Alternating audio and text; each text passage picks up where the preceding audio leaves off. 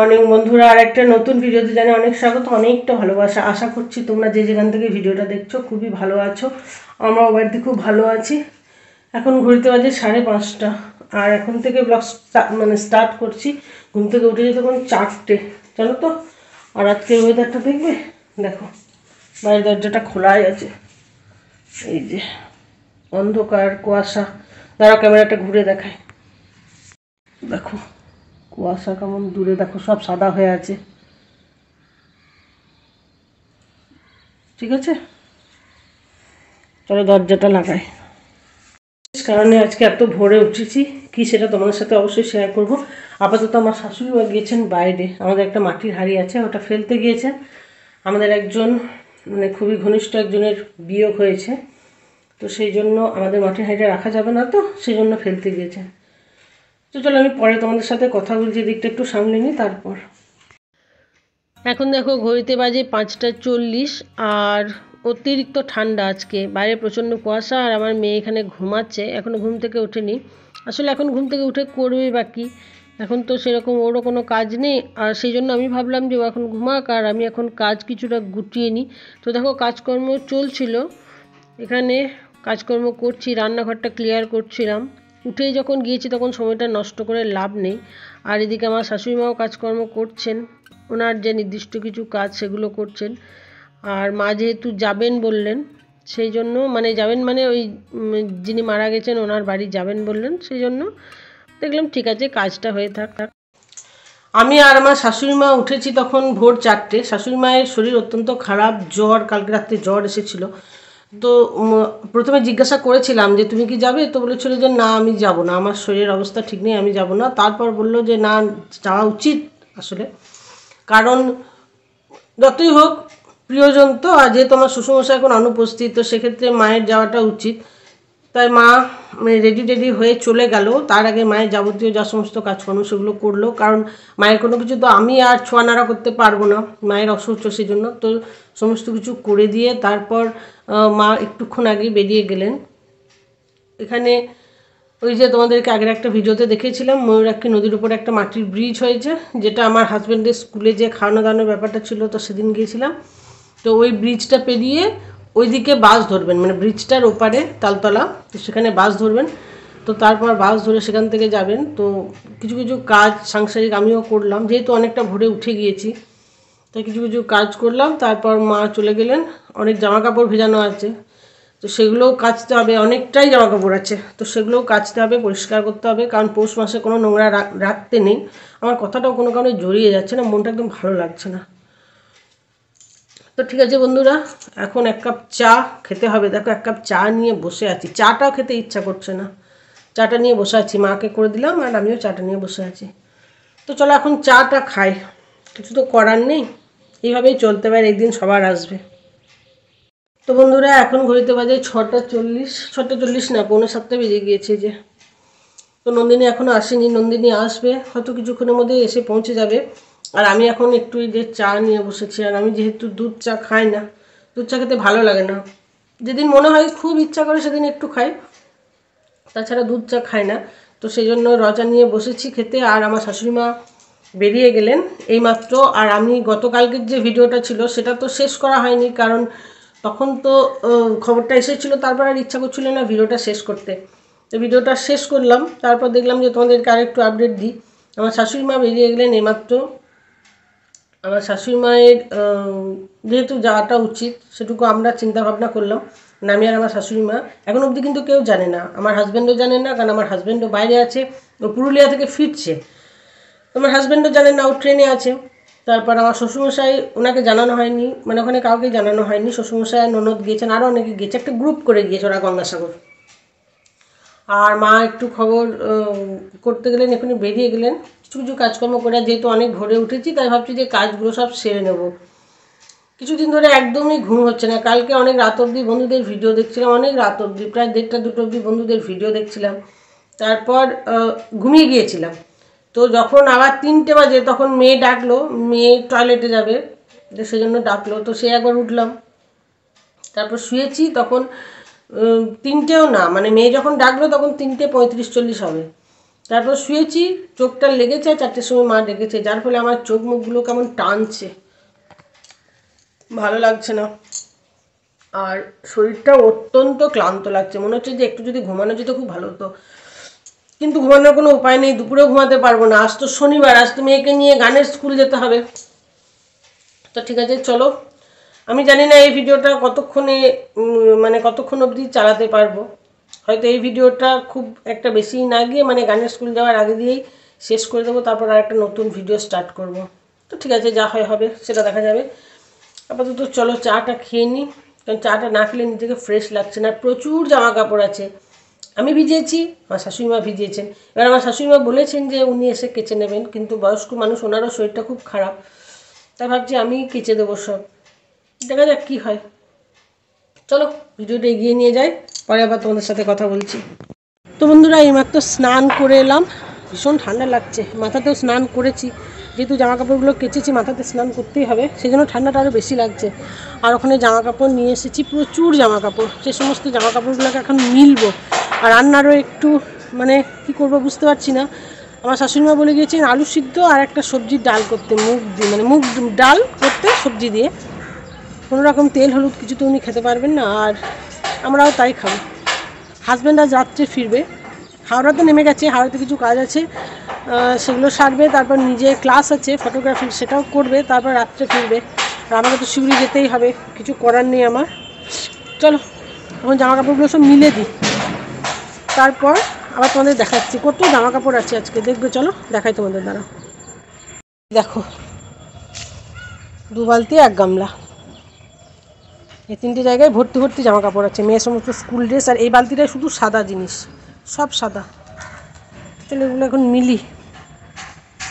আজকের আবহাওয়া বেশ সুন্দর, ঝকঝকে দিন, সুন্দর রোদ উঠেছে, ভালো লাগছে বেশ। সবই ঠিকঠাক আছে, সব ঠিকঠাক চলছেও। এই যে দেখো, এই জামাটা দেখতে বেশ সুন্দর না, পিঙ্ক কালার এটা। আর এই দেখো একটা এখনো ফোটেনি, এটা ফুটবে। এটা একটা খবর, আর আরও একটা খবর আছে, এদিকে দেখাই। দেখো পাশের বাড়িতে কাজ হচ্ছে তো, সেই জন্য এরকম আওয়াজ হচ্ছে। এখানে দেখো আমার গন্ধরাজ লেবু গাছে, এই যে বোঝা যাচ্ছে কি, এই যে কুড়ি চলে এসেছে, এই দেখো, মানে এবার ফুল ফুটবে। এটাতেও এসেছে দেখলাম, তারপরে এই যে এটাতে এসেছে, এই যে কালো কালো যেটা দেখছো, এই যে এটাও চলে এসেছে, এখানেও দেখছি এসেছে ছোট্ট ছোট্ট। তো যাই হোক, এবার গন্ধরাজ লেবুও ধরবে, এটা একটা আনন্দের বিষয়। আর এদিকে এই যে পাতি লেবুটা, এটা তো আছেই,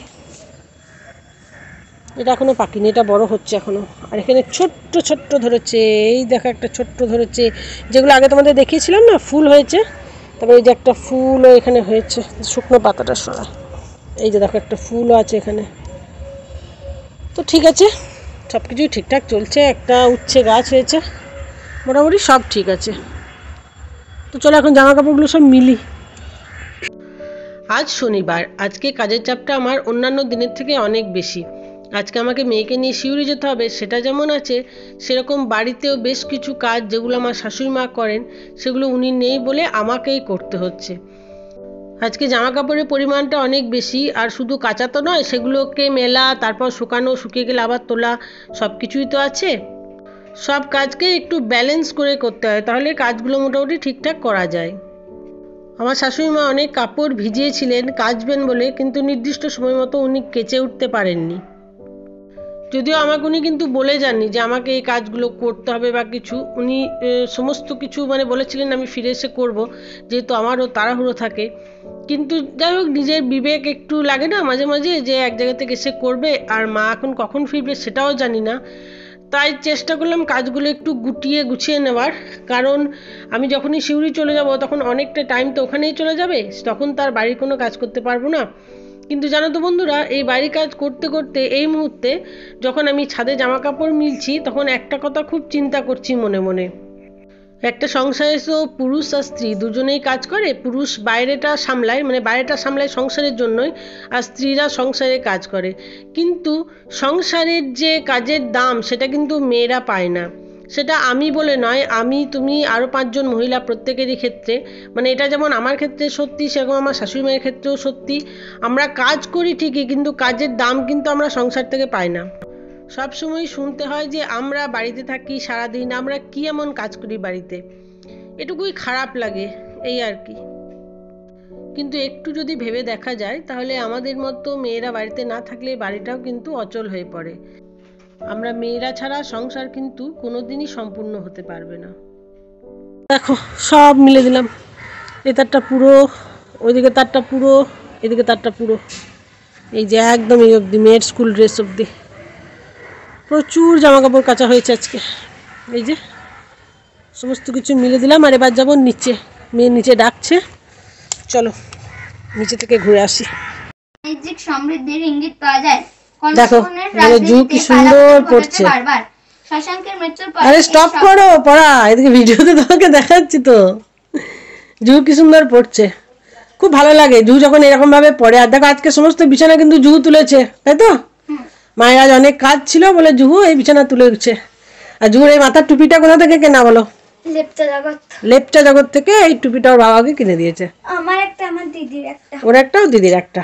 দিদিটা লাল আর জুহুরটা এরকম নাকি? এটা নীলও নয় আবার সবুজও নয়, নীল আর সবুজের মিক্সচার। ঠিক আছে। আর বিছানাটা দেখো জুহু কেমন তুলেছে, তোমরা একটু কমেন্ট করো তো যে জুহু কেমন বিছানাটা তুলেছে। জুহু কিন্তু বিছানা তুলতে পারে খুব সুন্দর। জুহু যখন কোনো কাজ করে খুব মন দিয়ে সে কাজটা করে। এখন কারেন্ট নেই, তাই তো? কটা বাজে? 9:40 বাজে, কারেন্ট নেই। আমি এখন রান্নাটা বসিয়ে দিই। তো চলো আমি এখন রান্না করি, আর জুহু এখন পড়ে, মানে জুহু এখন পড়ুক, পড়ে না, জুহু এখন পড়ুক। চলো তুমি পড়তে থাকো, টাটা করে দাও। দেখো বন্ধুরা রান্নাঘরে চলে এলাম। রান্নাঘরে প্রেসার কুকারের মধ্যে ভাত আর আলু সিদ্ধ আছে, ভাতের মধ্যে আলু দিয়ে দিয়েছি। আর এই যে এখানে আছে দুধ, এই দেখো দুধটা ঢেকে রেখেছি। আর দেখো আমাদের মাটির হাঁড়িটা আর নেই, দেখেছো? হাঁড়িটা ফেলে দিতে হয়েছে, ওটায় হাঁসের ডিম আছে, ঢেকে রেখেছি হাঁসের ডিমটাও। সকালবেলা উঠে ডিমটা দেখলে না আমার শাশুড়িমা খুব বিরক্ত হন। আর এই দেখো এখানে ডাল করে নিয়েছি, উপরে অল্প একটু ঘি দিয়েছি। বাড়িতে যত সবজি ছিল সব সবজি দিয়েছি, টমেটো দিয়েছি, দিয়ে মুগের ডাল করে রেখেছি। এটা কিন্তু মুগের ডাল। এই হলো আজকের আমাদের রান্না বান্না। তারা ক্যামেরাটা ঘোরায় দিয়ে কথা বলছি। মোটামুটি আজ তো রান্নার সেরকম কোনো তোড়জোড় নেই, যেটুকু ছিল সেটুকু করে নিয়েছি রান্নাঘরে। আর মাকে ফোন করেছিলাম, তো মা ফিরে আসছেন, ওদের বডি নিয়ে চলে গিয়েছে, মানে পোড়ানোর উদ্দেশ্যে শ্মশানে নিয়ে চলে গিয়েছে। আর মা ফিরে আসছেন। তো সংসার জীবনে থাকতে গেলে কিছু তো দায়িত্ব কর্তব্য করতে হয়। জুহু এখনো স্নান করেনি, স্নান করবে, যাও জুহু স্নান করলো। তো সংসার জীবনে থাকতে গেলে অনেক কর্তব্য তো করতে হয় মানুষকে। আর যেহেতু বাবা এখন অনুপস্থিত, তাই সেক্ষেত্রে কর্তব্যটা আমার শাশুড়ি মাকেই করতে হচ্ছে। আজকে খুব ঠান্ডা লাগছে, আর আমার চুল এখনো শোকায়নি, জানো তো? চুলটা বড় হয়ে গেল অনেক, এতটুকু কেটেছিলাম, এতটুকু বড় হয়ে গেছে। তো মা এলে মাকে তখন একটু গরম জল টল করে দিতে হবে, মায়ের শরীরটাও ভালো নেই, সেই জন্য মাকে একটু গরম জল করে দিতে হবে, সেটুকু ভাবছি। একবার ছাদে যাবো, ছাদে জামা কাপড়গুলো নিয়ে আসতে হবে। আর শিউরি যেহেতু যাবো সেহেতু সবটুকু সেরে দিয়ে যাবো। মেয়েকে স্নানে পাঠিয়েছি, ও স্নান করে নেই, তারপর ওকে খেতে দিয়ে দেবো। আর ওর খাওয়া হয়ে গেলে ওকে একটু মানে শুইয়ে দেবো, যে একটু যদি রেস্ট নেয় তাহলে ওর জন্যই ভালো, এটাই। তো চলো এখন ভাতের মাঠটাকে ঝরাতে হবে, এটা এখন ঝরানো হয়নি, এটা ঝরাবো। কাজগুলো একা করে করতে থাকি, মা যে কোনো মুহূর্তে চলে আসবে, কাজগুলো সেরে নিই। কারণ বাইরে থেকে মানুষ এলে তার সঙ্গেও তো কথাবার্তা বলতে হবে। আর আমার শ্বশুরমশাইকে এখন অবধি জানানো হয়নি, আমার ননদ জানে, মানে আমার ওটা তো আমার শ্বশুরমশাই মামার বাড়ি, তো সেখান থেকে একজন ফোন করে মানে জানাতে চেয়েছিল, তো ফোনটা যাই হোক আমার ননদ ধরে। তো আমার ননদ বলেছে যে না বাবার এখন জানানো হবে না, বাবার তো অনেকটাই বয়স, আর তাই শ্বশুরমশাইকে জানানো হয়নি। আমার হাজব্যান্ড ফোন করেছিল, আমার হাজব্যান্ড গিয়েছিল পুরুলিয়া ও ছবি তোলার কাজে, তো পুরুলিয়া থেকে ফিরে গিয়েছে। আমার হাজব্যান্ড আমাকে ফোন করেছিল, ও জানে, ওকেও দিদি বলেছে। ঠিক আছে চলো একটু একটু করে কাজ সারতে থাকি, পরে আবার এসে কথা বলছি। হ্যাঁ তো বন্ধুরা এখন ঘড়িতে বাজে 2:10, আমি কমপ্লিট রেডি হয়ে গিয়েছি মেয়েকে নিয়ে শিউরি যাওয়ার জন্য। আর এই যে ভিডিওটা সেটা আজকে এই অবধিই রাখছি, মানে এরপরে আর একটা ভিডিও আমি শুরু করে দিয়েছি অলরেডি, তো সেটাও করতে হবে। তো এই ভিডিওটা এখানেই রাখছি, কারণ এই ভিডিওটা যদি কন্টিনিউ করি তাহলে অনেকটাই বড় হয়ে যাবে, সেই জন্য আজকে ভিডিওটা এখানে শেষ করছি। দিনটা খুব একটা ভালো গেল না, মন খারাপের দিনই হলো। তো ঠিক আছে, ভালো খারাপ সব কিছু মিশিয়েই তো জীবনে শুধু ভালো নেবো আর খারাপ নেবো না, সেটা তো হয় না। তো চলো আজকের মতো ভিডিওটা শেষ করছি। যদি ভালো লাগে লাইক কমেন্ট শেয়ার করো, সাবস্ক্রাইব করতে যেন একদমই ভুলো না। দেখা হচ্ছে তোমাদের সাথে আবার নতুন একটা ভিডিওতে, ততক্ষণের জন্য সবাইকে টাটা।